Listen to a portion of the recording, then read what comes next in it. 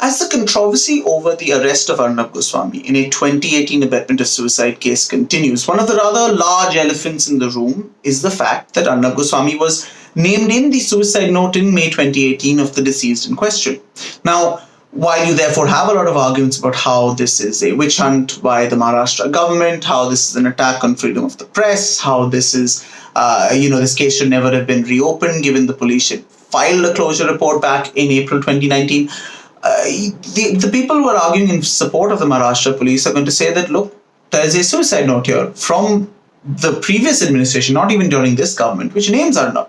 And therefore, you can't say this case is not genuine. You can't say it's baseless. But what really is the value of a suicide note in a case like this? Can the police build their entire case for abetment of suicide around that suicide note? Or what else has to be looked at by the courts when dealing with a case like this? That's what we're going to take you through today, based on what the Supreme Court and high courts around the country have held over the years. Now, the short answer to the question of how important this suicide note is that it's not enough. A suicide note on itself, just because it names someone, cannot be enough to implicate them in a case. Now, why is that? Well, that's because when it comes to abetment of suicide cases, there is a very high standard of proof which has to be maintained. The Supreme Court has dealt with this over the years multiple times. In 2011, it summarized all of this in the case of M. Mohan versus State. Now, in that, the court emphasized two things, and that's what is the key when it comes to abetment of suicide cases. It emphasized intention and direct acts or involvement of the accused in the death of the deceased. Now, here's what the court said there. They said, the intention of the legislature and the ratio of the cases decided by this court are clear, that in order to convict a person under Section 306 IPC, there has to be a clear mens rea to commit the offense. It also requires an active act or direct act which led the deceased to commit suicide, seeing no option, and this must have been intended to push the deceased into such a position that he or she committed suicide. So what you can see here is a very high standard, and if you have such a high standard for intention and action which has to be proved, because remember, this is not a minor offense, it carries up to 10 years in prison, the courts are going to require a lot more than just the suicide note.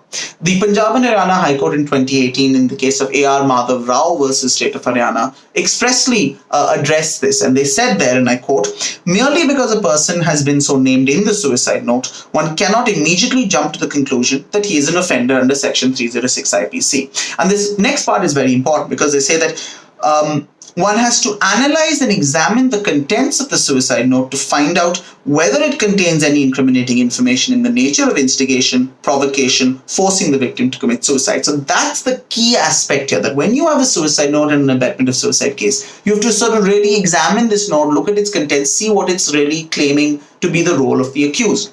And that the nature of that analysis is something which we see in a number of cases. In this case itself, the court looked into whether or not, what were the actions of the accused, had they really sort of instigated and pushed the accused into doing, the deceased into taking their own life. And the court found no, they had not actually taken any such action. If we look at the Supreme Court in the Gulchersingh versus State of Punjab case, there they were looking at a person, a man had abandoned his wife and children. The wife and children committed suicide. They, in their suicide note, they blamed the family of the man. Now, though the court looked at what was being said, and they found that there's no real way to back up the claim that these guys had forced the family to take their own lives. And I'm going to quote what the judges said there, or at least pull out some of the lines there. They said that, there has to be some act of cruelty, oppression, harassment, or inducement so as to persistently provoke or compel the deceased to resort to self-extinction, being left with no other alternative. In Reena versus State of NCT Delhi, a very recent Delhi High Court case, the court said, to find there has to be some instigation, some goading, some incitement, some encouragement, which is why the person takes their life. Now, in the current case, would any of that really be made out? If we look at the suicide note, which is at play here by Anvay Naik, who he and his mother Kumud Naik, they owned a Concord design company which had designed Arnab Goswami's Republic Studio in Mumbai, and they say in their note that Arnab owed them 83 lakhs for the work which they did, and he had not paid it, and this was why they were now taking their life. I mean, it wasn't just Arnab; they named a bunch of other accused who also owed them money. There were 3 sets of accused. Now, is that enough to say that you've pushed a person to the brink where they have no other option? That's not really going to be enough purely on the basis of this suicide note. You're going to have to look at the rest of this all to see the police are going to have to sift through the rest of the evidence, see how much ARG Outlier and Arnab, which is Arnab's company, how much did Arnab really know about all of this? Did he know how dire their financial status was, that if he didn't pay the money to them, they were going to go under, they were going to be left with no choice but to take their own lives. Now, the Naiks, Anvay Naik's wife and daughter say that there is material to show that Arnab was aware of how bad the situation was. But, even once that's there, is that knowledge going to be enough to show intention and a direct act? That's something which the police are still going to have to, demonstrate here, and that's not going to be easy.